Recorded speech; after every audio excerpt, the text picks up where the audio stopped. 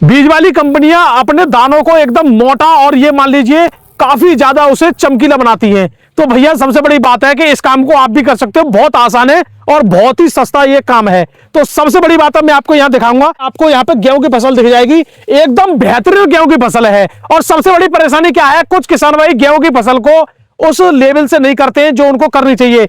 धान की फसल हो तो बड़ी लागत लगती है, उसमें किसान भाई बड़ा इंटरेस्ट लेते हैं, जबकि उसकी पैदावार वो 3 से 4 कुंटल की ले पाते हैं। यानी अगर एकड़ की बात करूं तो वो 15 से 20-25 कुंटल एकड़ की ले पाते हैं। और यही मैं बात करूं आलू की और फसलों की, उसमें बहुत लागत लगाते हैं, तब जाके उनसे वो पैदावार लेते हैं। लेकिन गेहूं की फसल को वो इस तरीके से हल्के में लेते हैं कि गेहूं तो आराम से हो ही जाएगा। लेकिन इसी बीच में कुछ किसान भाई ऐसे हैं जो गेहूं की फसल को 25 से 30 कुंटल एकड़ के हिसाब से भी निकाल रहे हैं। तो वो क्यों निकाल रहे हैं, उनसे जानकारी लेंगे। तो आइए जानते हैं। नमस्कार जी सर। नमस्कार। तो सर सबसे पहले हमारे किसान भाई को अपना परिचय दें। मेरा नाम संदीप कुमार जी सर, मैं ये जानना चाह रहा हूं कि सबसे पहले हमारे किसान भाई ऐसा क्या करें, यानी हमारे किसान भाई ने गेहूं लगा रखा है, वो खेत पे आते हैं और देख के चले जाते हैं, तो ऐसा क्या देखें जो हमें गेहूं की पैदावार में बढ़ोतरी करे। ऐसा है जैसे आप खेत पे आए, खेत पे आने के बाद में आपने अपना खेत देखा, खेत देख रहे हो तो जैसे आप बाली वाले टाइम पे ये आपका जो झंडा पत्ता है ना, ये हेल्दी होना चाहिए। यानी ये मुख्य है आज की डेट में, आज के टाइम पे ये झंडा पत्ता है सबसे मेन। यानी जब पौधे में बाली निकलने की संभावना होती है तो ये जो झंडी पत्ती रहती है ये सबसे ज्यादा मुख्य है। अच्छा, इस झंडी पत्ती में क्या क्या प्रॉब्लम आती है वैसे? जैसे आपका झंडा पत्ता है, झंडे पत्ते में कोई प्रॉब्लम आ रही है, प्रॉब्लम जैसे पीला रतुआ रोग वो आ रहा है, और इस टाइम जो टेम्परेचर ज्यादा बढ़ा हुआ है, उस म्याऊं जो मच्छर होता है, मच्छर खेतों में अटैक करते हैं गेहूं में। जैसे सरसों खत्म हो गई, सरसों का जितना भी जो मच्छर है ना वो गेहूं पे अटैक करेगा। आपने इसमें ऐसा क्या क्या लगाया है जो आपका गेहूं में देख रहा हूँ एकदम हरा भरा गेहूं है, आपकी जो बाली है वो भी अच्छी है और आपकी जो पत्ती वगैरह है ये भी एकदम हरी बनी है। ऐसा है ये जैसे 75 दिन की वैरायटी हुई जी, 75 दिन की वैरायटी पे मैंने इसमें 0-0-52-34 जी और 80 से 100 ग्राम बोरॉन जी और एक फंगीसाइड। फंगीसाइड कौन सा लिया था आपने? फंगीसाइड टेबुकोनाजोल की स्प्रे की है। स्प्रे करने के बाद में जैसे आपकी बाल निकल आई जी, बाल निकलने यानी एक स्प्रे आपने कर दिया कोट में बाल पे? एक स्प्रे इसमें कर दिया मैंने। जैसे बच्चा पैदा होता है, बच्चा पैदा होता है तो, लेकिन डॉक्टर है ना, डॉक्टर कहते हैं जितना भी पोषक तत्व है ना आप बच्चे को पहले गर्भाशय में दें। तो ऐसे ही इसी फसल का जब ये बाली अंदर थी तभी आपने ये चीज दी। बाल निकलने से पहले ही आपको इसे पूर्ण पोषक तत्व देने जी, पोषक तत्व देंगे उसके बाद ही आपकी बाली पूरी तरह से लंबी निकल के आएगी। यानी जब हम इसे खाना देते हैं उस समय पे तो नीचे जो अंदर इसकी बाली रहती है वो वहीं से सेटिंग हो जाती है, वहीं से सेट होता है, वहीं से बाली की लंबाई बढ़ती है जी। तो सर अब आपने वो दे दिया, अब इसमें लगभग मुझे लग रहा है आपकी 1 हफ्ते में पूरी बाली लगभग निकल आएगी, लगभग 70-80% बाली निकल आएगी। तो अब इसमें और भी स्प्रे करोगे, हो गया काम? इसमें एक स्प्रे और होगी। हमारे यहाँ पे जो बीज वाले जो ग्रोवर हैं वो अपने वेराइटियों में यही स्प्रे कराते हैं। यानी आपके साइड में यहाँ बीज का भी काम होता है, गेहूं का बीज का। दोस्तों सबसे बड़ी बात है इनके यहाँ पे गेहूं के बीज का भी काम होता है। तो प्राइवेट कंपनी वाले फाउंडेशन से बीज बनाते हैं। अपने खेतों में जो बीज करते हैं ना वो अपनी स्प्रे पे बहुत ध्यान देते हैं।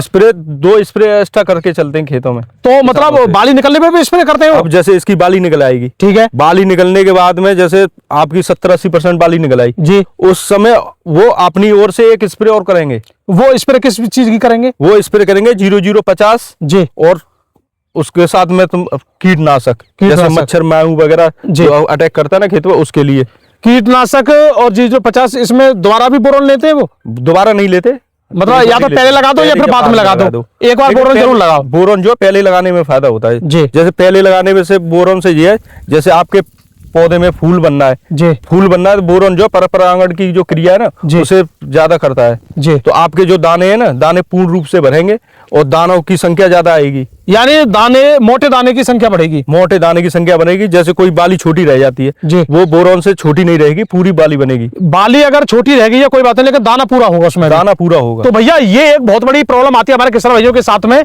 कि जब वो गेहूं मंडी में ले आते हैं तो वो ये देखते हैं कि कुछ लोगों के जो गेहूं है काफी थोते रह गए या छोटे छोटे गेहूं रह गए, लेकिन जब आप स्प्रे करते हो तो आपका जो गेहूं है वो काफी ज्यादा मोटा और जानदार हो जाता है। चाहे छोटी बाली हो या बड़ी बाली हो, सभी बालियों में गेहूं में भराव अच्छा हो जाता है। और दानों का जो वेट है ना, वेट ज्यादा होता है। अगर आप जो बाली निकलने के बाद में 0-0-50 और एक कीटनाशक लगाओगे ना तो उससे आपके जो दानों में 100 दानों का वेट देख लेना, और 0-0-50 लगाने के बाद में उन 100 दानों का वेट देख लेना, उससे आपका वेट जो ज्यादा ही निकलेगा। जी। तो सर इस चीज को आप कैसे मान रहे हो कि आप स्प्रे कर रहे हो तो आपकी पैदावार ज्यादा आएगी, मेरी कम आएगी, मैं स्प्रे नहीं कर रहा हूँ तो?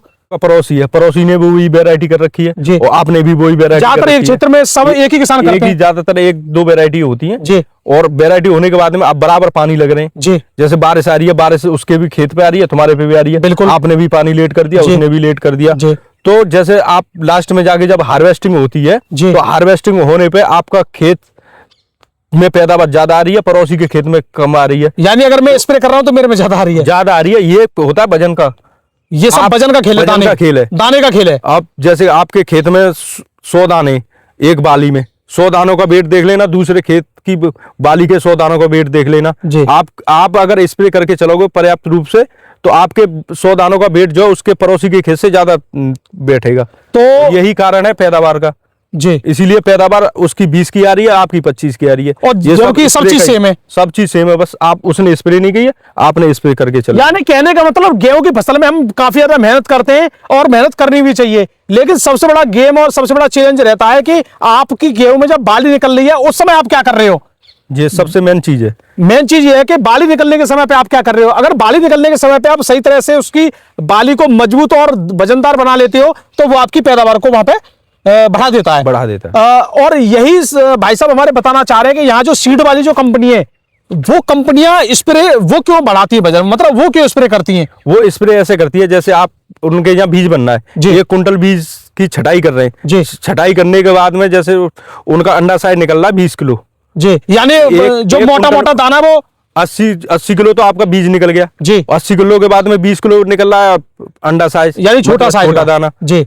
और आप वो जो स्प्रे करा देते हैं, स्प्रे कराने के बाद में फिर जो 1 कुंटल गेहूं निकलता है, 1 कुंटल गेहूं में 90 किलो तो बीज निकलेगा और 10 किलो निकलेगा अंडा साइज जी। तो उससे 10 किलो का फायदा है ना बीज के लिए। यानी जो अंडर साइज है ना, अंडर साइज मतलब कहने का मतलब इनका ये है कि मैं आपको बता दूं जो दाने पतले रह जाते हैं, छोटे रह जाते हैं, अगर बीज वाली कंपनियां क्या करती हैं आपको छांट के देती है मोटा मोटा दाना, जिससे आपको लगता है कि बड़ा अच्छा दाना है, बड़ा बजीना दाना है।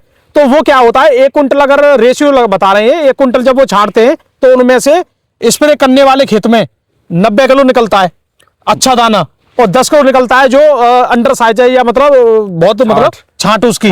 अगर आप स्प्रे नहीं करते हो तो फिर आपका जो बीज है वो निकलता है फिर 70-80 किलो, 70-80 और जो छांट है वो निकलता है 20 से 30 किलो। 20 से 30। तो उस रेशियो को वो कम करते हैं। आप लगा लो 1 कुंटल में जब इतना रेशियो आता है तो वो तो कम से कम 200-300-400 बीघा तो कम से कम करते ही हैं। अब उससे ये भी फायदा है उन ग्रोवरों को, ये फायदा है जैसे आपका बीज जा रहा है 40 रुपए किलो और वो अंडा साइज बिक रहा है 20 रुपए किलो। तो ये तो बड़ा, ये भी बहुत अंतर पड़ता है। बीज वाली कंपनियों के लिए तो बहुत बड़ा है, तो इसलिए वो स्प्रे ज्यादा एक्स्ट्रा करा के चलती है। यानी जो मोटा छट के जा रहा है वो तो 40 रुपए किलो बिक रहा है बीज, और जो उनमें से जो लॉस निकल रहा है वो 20 रुपए किलो बिक रहा है। तो भैया ये सब चीजें, ये सब भाई जो इन चीजों को जानता है और इन चीजों को करता है उसको तो ये चीजें पता है। बाकी हमारे किसान भाई तो यही सोचते हैं कि गेहूं में ऐसा कुछ नहीं है। हाँ बिल्कुल गेहूं में ऐसी स्प्रे लगाने की जरूरत नहीं है या गेहूं में कुछ लगाने की जरूरत नहीं है, वो भी भाई साहब ने प्रैक्टिकल किए हैं। तो इन चीजों का आप ध्यान रखो, दोनों ही इन्होंने कंडीशन बता दी है और ये कंडीशन इन्होंने प्रैक्टिकल किया है तब ये आपको बताई है। तो बाकी जानकारी आपको हम देते रहेंगे और एक बार आप फसल को भी यहाँ पे देख लीजिए, काफी बेहतरीन फसल देखने को मिल रही है, मजबूत फसल है, बढ़िया फसल है, तना भी मजबूत है। तो हमारा वीडियो देखने धन्यवाद। इसकी जब बाली निकल के आएगी वजनदार जो भी होगा वो पड़ोसी के खेत